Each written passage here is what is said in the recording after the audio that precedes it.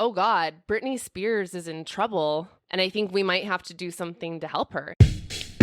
Hi, I'm Jay Ruderman, and welcome to All About Change, a podcast showcasing individuals who leverage the hardships that have been thrown at them to better other people's lives. This is all wrong. I say put mental health first, because if you don't... This generation of Americans has already had enough. I stand before you not as an expert, but as a concerned citizen. In each episode, we bring you in-depth and intimate conversations about activism, courage, and change. I really doubt that a man in Britney's situation would have ended up in a conservatorship. Today on our show, Tess Barker and Babs Gray. That would not happen to a man.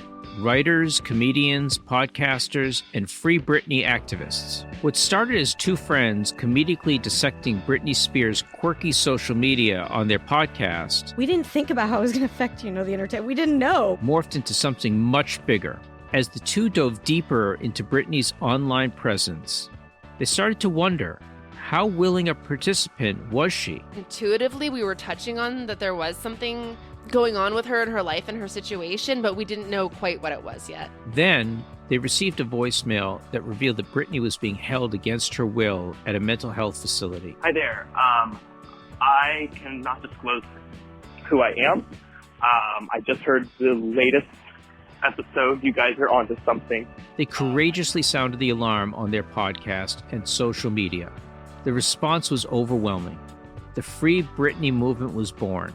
I think this is a really important movement, not only because it provided the public pressure needed to free one pop icon, but because it also shed a light on conservatorship abuse. When you are placed into a conservatorship, you are essentially depersoned in the eyes of the law. So the law essentially takes away the civil liberties that you have as an adult citizen in this country. Tess and Babs, thank you so much for joining me. How did you decide to start a podcast following Britney Spears' Instagram? We were actually at a comedy festival talking about Britney's Instagram posts because we just found them super fascinating. And we thought, hey, why don't we start a podcast about her Instagram as kind of like a joke niche podcast? Yeah, I think originally the idea was that the comedy from the show was going to come from us taking something that we thought was pretty uneventful or pretty banal, I guess, in Britney Spears' Instagram and taking it super seriously. Like that was what we envisioned the sort of crux of the comedy of the show being. But from listening to you on the podcast, it was clear to me that in addition to thinking that her posts were interesting, you really liked her. Oh, definitely. We both love Britney. I've been a Britney fan since I was a teenager. She's always been one of my favorite artists. She's a celebrity that I've always looked up to for how down to earth she seems and how unabashedly herself she's always been. We were always coming to it from a place of love and admiration. And this was really the way that she seemed to be communicating with the world. So it was a fun way for us to kind of analyze a person who we really adored and kind of this method of communication. Hello and welcome to Britney's Gram, The happiest place on the internet. I'm Barbara Gray. And I'm Tess Barker. And oh my goodness. What about her posts drew you or drew her fans? And what was it about her that people just fell in love with? It was this weird sort of duality that was going on where she was posting these kind of like mom memes, I guess, for lack of a better word. But at the same time, we just had these questions. She's always alone in her house. You never see her hanging out with other people. You don't really see her out and about in the world very much. So for someone who was posting these very candid kind of like snapshots of her life, you never really saw her outside of this sort of really restricted setting. And then she would post things that I think if your friend from high school posted, you wouldn't think much of. She posted a meme that said, "Let me shop and no one gets hurt." But when you have the information that she's lost complete control over her own finances and the money that she's been earning, it sort of takes on this other subtext. And so I think that was what we found so, I guess, fascinating. So let me take you to the announcement of her Vegas residency, I guess the second Vegas residency. Mm-hmm. And you guys dissected that. And then at what point did you realize there's something going on here? There are definite moments you can pinpoint as far as how this whole story's unraveled that were big moments. And I think that was definitely one of them, in realizing that she seemed extremely uncomfortable and just she did not want to be there. I mean, you could tell on her face, this was the last place on earth she wanted to be. And we were already paying very close attention. So when that happened, it just really piqued our interest even further as far as like what's happening behind the scenes here. Yeah, it seemed sort of like an act of protest. Mm-hmm. It was like this huge production in Vegas with helicopters and fireworks and things projected onto buildings and this huge buildup for Britney to come. She arrived really late to this event, came up on a stage and didn't say like one sentence. She didn't say, "Hey guys, I'm so excited. Thank you for being," no kind of canned nothing. She just walked off the stage about 3 seconds after she came up on this platform, immediately walked through a crowd and then got into a car and was driven off. So it felt like a really intentional form of protest on her behalf. I guess there was a line that people could call into and leave messages and feedback. At what point did you set that up? Yeah, I think we set it up pretty early to start playing a few at the end of each episode. That was the fun of the show, was that the people who were into it, they got the game, which was like, let's take this too seriously, you know? So people would call in to dissect her emojis and just do the kind of silly things that we were also doing and talking about on the show. So that was mostly what it was. At one point, you get a message that's, I guess, 3 minutes long, and one of you was listening to it late at night and called the other, and that sort of really shocked you. Could you just walk us through what it was like to get that message and what was your reaction? So a little context, what had happened is she announced that Vegas residency. That was in, I think, October of 2018. In January of 2019, she posted on her Instagram that she was then canceling that 3-year engagement and that she was doing it in order to take care of her father, who we knew she had sort of a fraught relationship with. Then paparazzi photos surfaced of her going through a drive-through In-N-Out, looking like happy with her boyfriend. And then she completely disappeared. There were no paparazzi photos, nothing on her Instagram. Nothing was going on with Britney for 3 months. So for like 3 months on the podcast, we were like, where is she? Like, we called it the Britney Shutdown because it was like, where is Britney? And then at the same time, we were also looking at her legal situation. Tess had gone to hearings involved. So it was like both she disappeared and there was like, you know, actual digging into the conservatorship legal files. Yeah. And then she posted on her Instagram, or somebody posted on her Instagram, sometimes you just need a little me time. And that was the first post that had been on the account for like 3 months.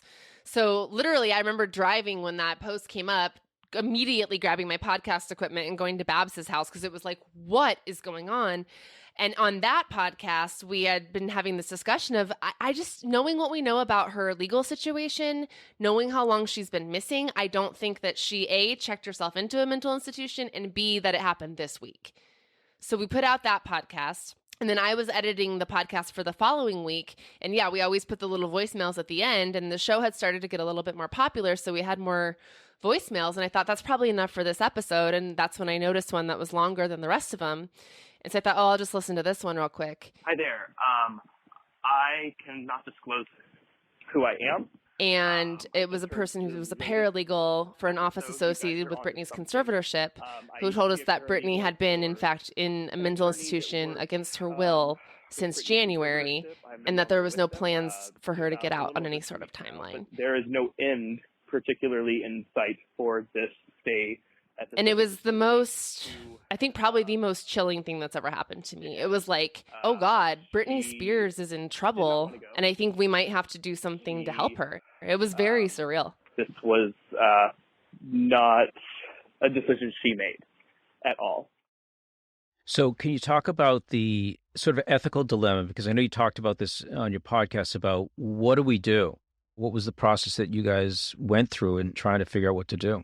We talked more to, you know, the source who called us and made sure he was legit, talked to some friends about legal advice as far as like putting this information out there and if we could get in trouble. We kind of just tried to like gather our thoughts, but we knew we needed to put it out. I mean, we didn't think about how it was going to affect, you know, the entertainment. We didn't know. We just knew, like Tess said, that like it seemed like she was in trouble and that time was of the essence, basically. We felt a real sense of urgency that like, this woman has been held against her will in this place for a few months, and they're pretending she's okay. It doesn't seem like she's okay, and we need to put this info out there. So I think once we kind of like confirmed things on our end and felt as good as we could going forward, we just went for it and released the episode. Hello, everyone, and welcome to Britney's Gram. We're here, as you've already found out. This is a special emergency episode. What was the reaction to that? It was a sea change in terms of Britney Spears fanship, in terms of the entertainment industry, in terms of pop culture. I mean, we intentionally, because we are comedians and I think pretty savvy in terms of social media and stuff like that, we did make the intentional decision to release the episode in the middle of the night because our thought was that maybe it would catch on and get too big for her team to do anything. And that's sort of what happened. By, I think, 7 or 8 o'clock in the morning, it was everywhere. Everyone was tweeting about it. Britney's mom had started liking posts about Free Britney. She posted sort of like a religious meme that seemed to be a reference to Free Britney. So that was very validating. It was like, okay, this is confirmation, I think, that we've tapped into something. We got contacted fairly soon after that by other people who were close to Britney, who also corroborated the stuff that we had heard. It was crazy. Share the shit, share the episode. Let's get her out. Free Britney. Free Britney. We love you, Britney. Let's talk about the conservatorship. Most people didn't know what it was. So maybe you can talk about what it is and what you came to learn about it. You know, they're called different things from state to state, but essentially what happens in the conservatorship is somebody decides that a person is incapable of making decisions for themselves, personal decisions, financial decisions, decisions about who they can visit and their healthcare and things like that. And the court appoints someone called a conservator and essentially hands over all of that person's civil liberties to that other person. So that other person now has the authority to decide where they can go, what doctors they're going to see, whether they can go to the grocery store, who can call them.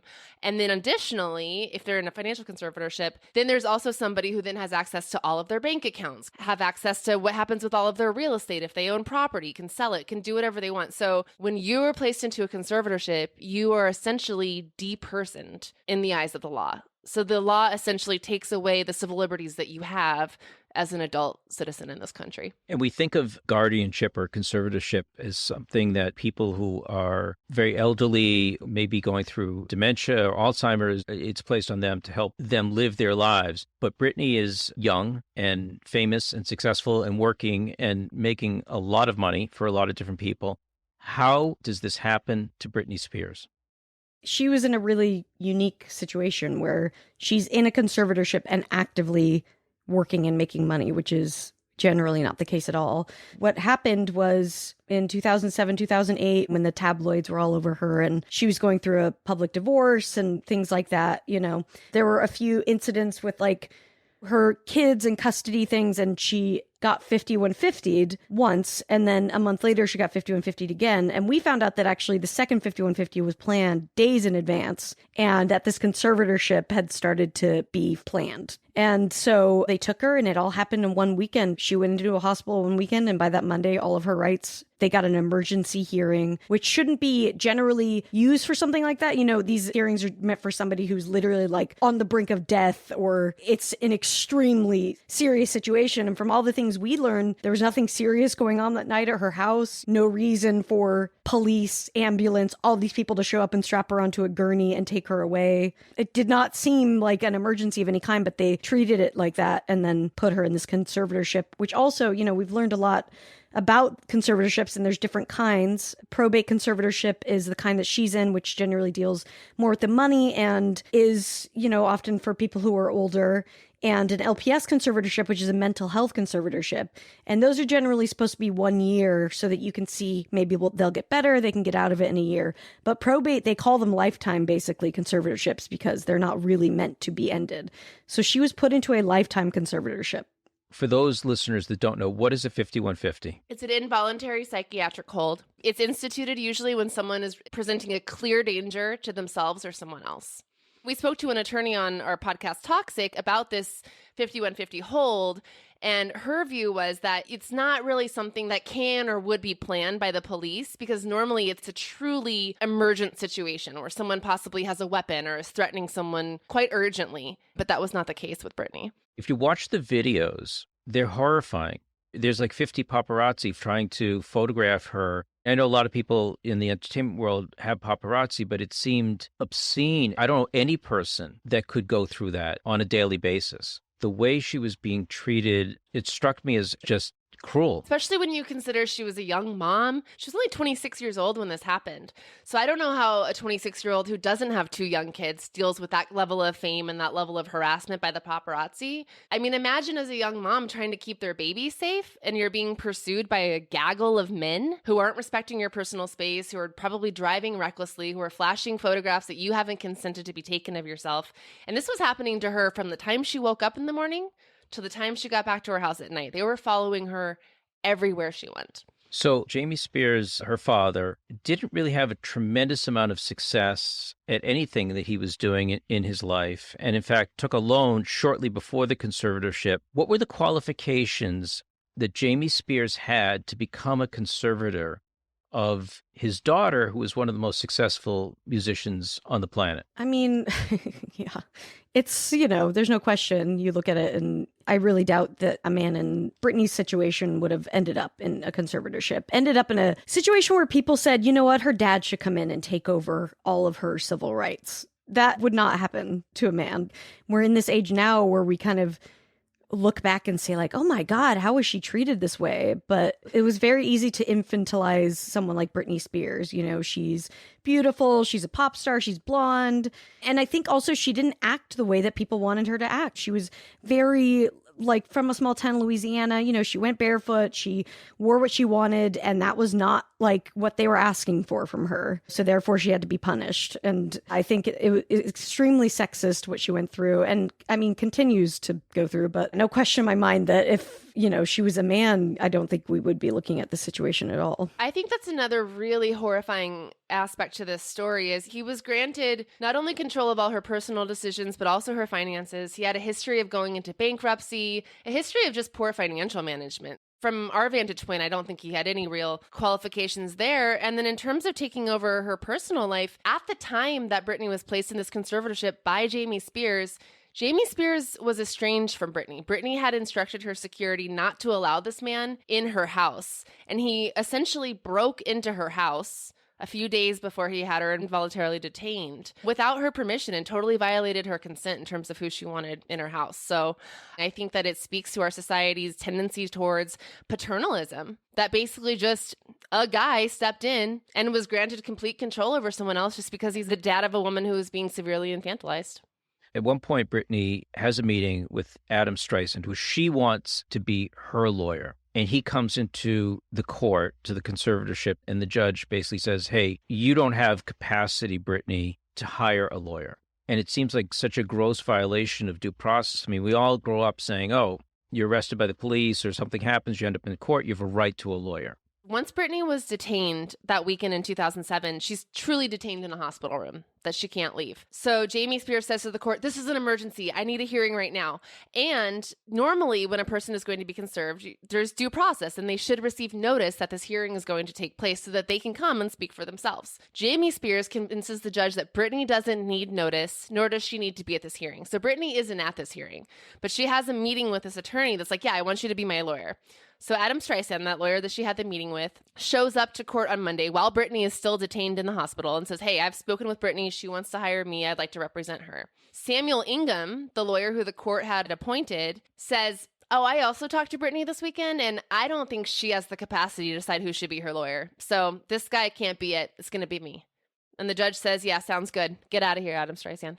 So the court goes along with it, and Ingham continues to be her lawyer. And there's some question, as you mentioned, does he have her best interest at heart? But he's making a lot of money off, I think it's $10,000 a month to serve in this position. A week.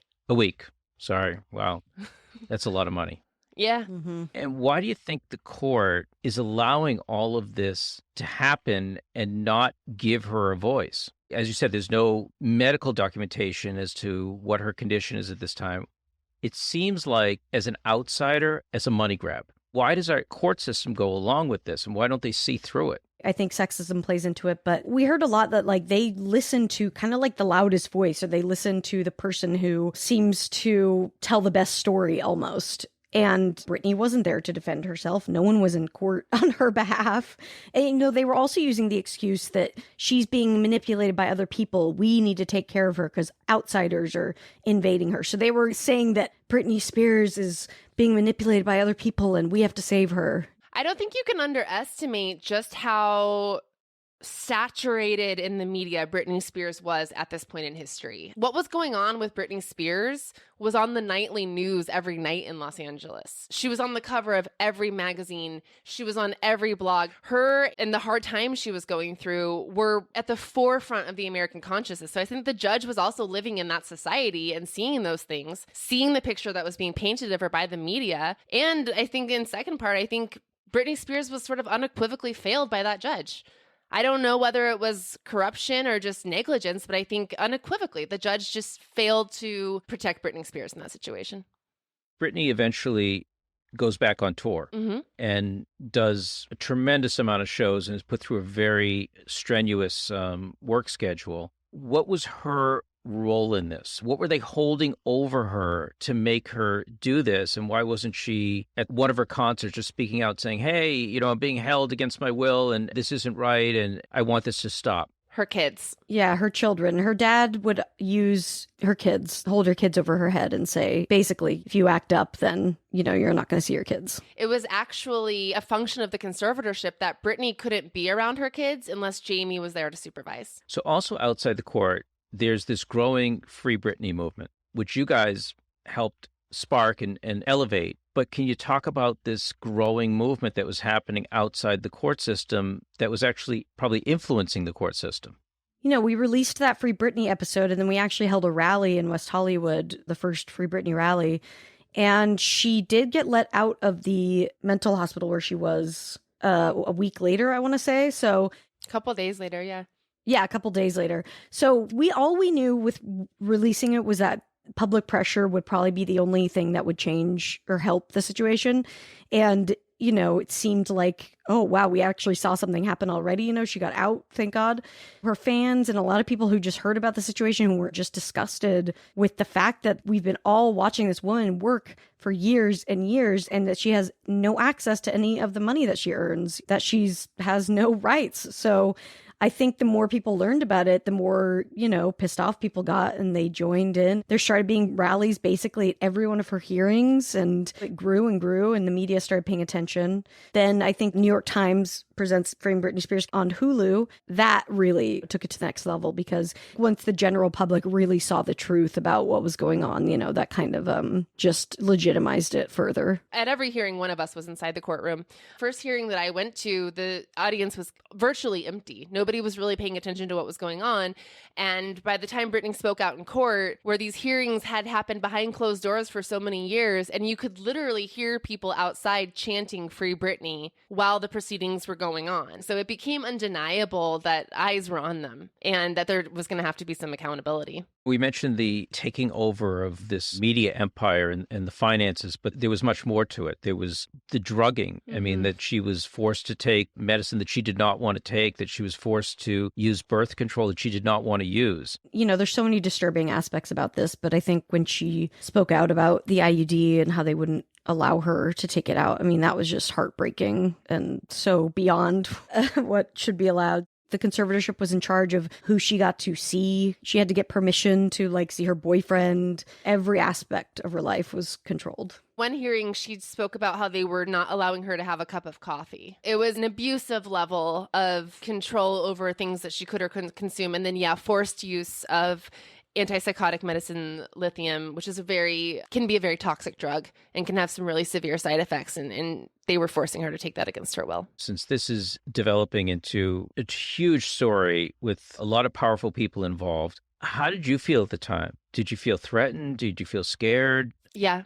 Yeah, it was terrifying. It was extremely scary the entire time. And once we put that podcast out there, we were very exposed. The New York Times made a second part to their documentary, which I definitely recommend everyone watches, called Controlling Britney Spears.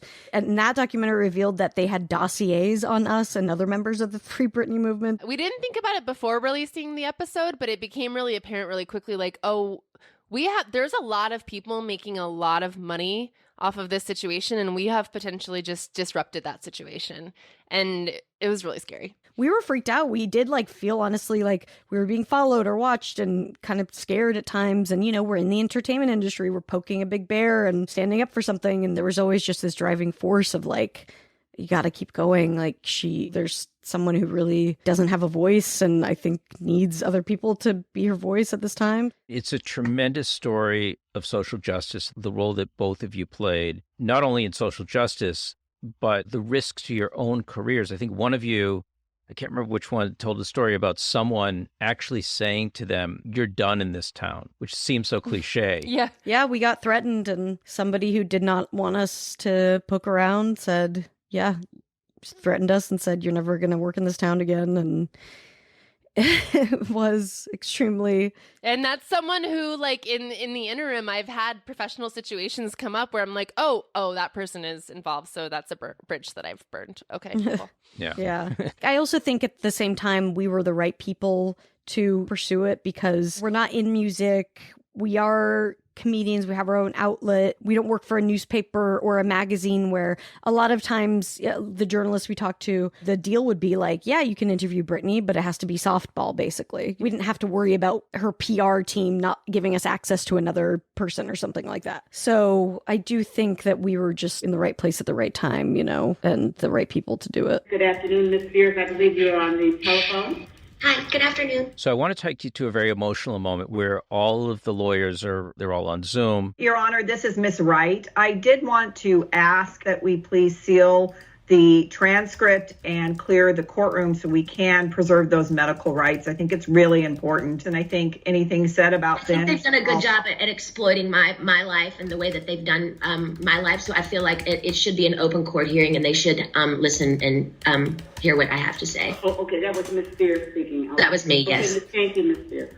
All right. And she speaks for 23 minutes, and it's the first time that Britney has been heard in a long time. Okay, so I have this written down. I have a lot to say, so bear with me.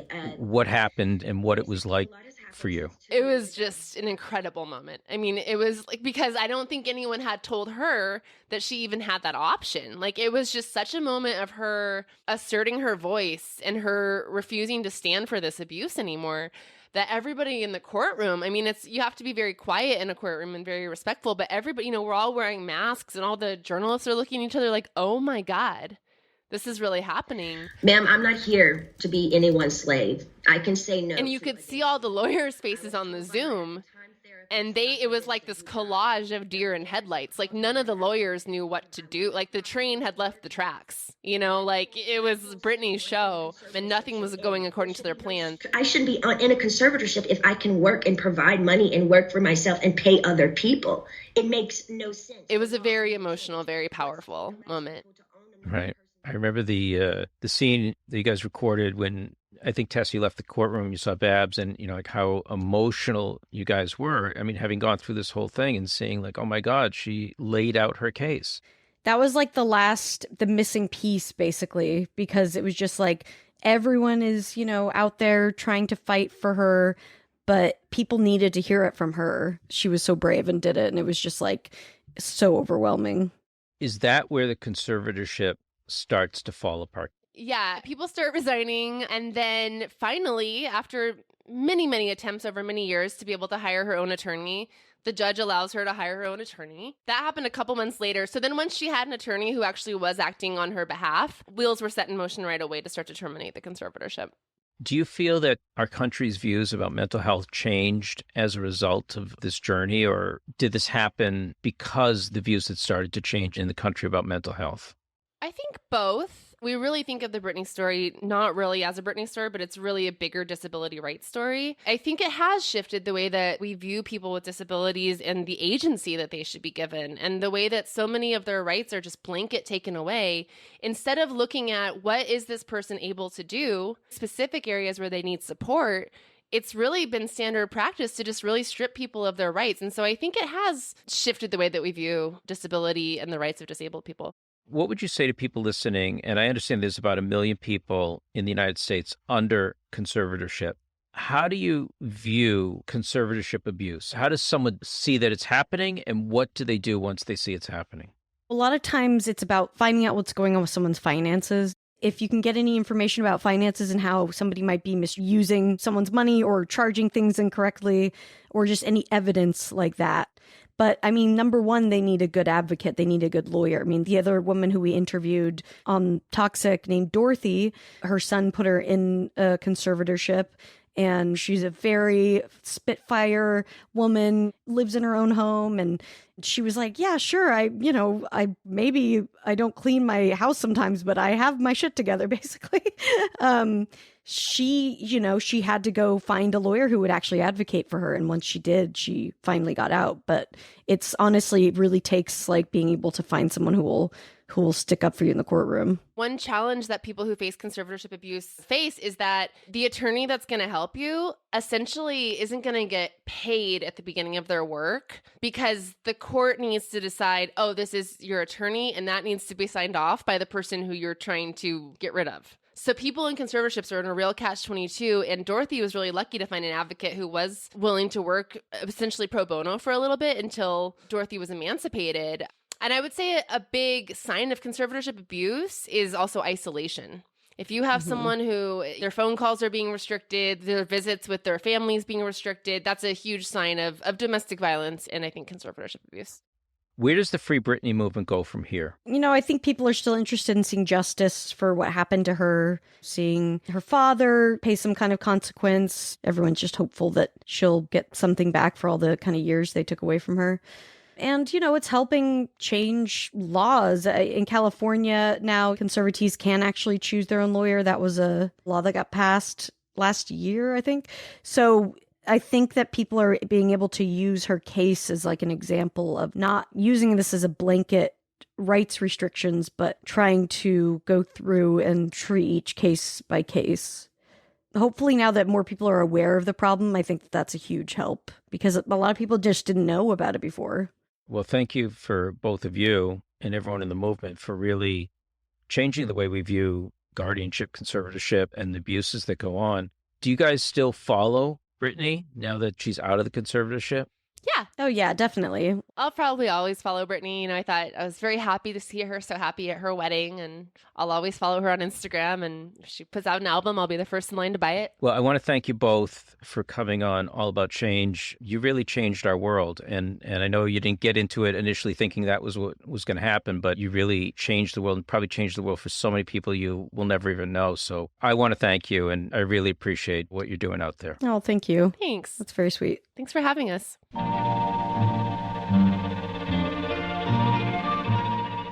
All About Change is a production of the Ruderman Family Foundation. This show is produced by Yochai Metal, Jackie Schwartz, Matt Littman, and Mijan Zulu. If you enjoyed this episode, be sure to come back in 2 weeks for another inspiring story. In the meantime, we still have all our previous content live on our feed and linked on our new website, allaboutchangepodcast.com. Lastly, if you enjoyed our show, please help us spread the word. Tell a friend or family member, or consider writing a review on your favorite podcasting app. I'm Jay Ruderman, and I'll catch you next time on All About Change. Au revoir, but not goodbye.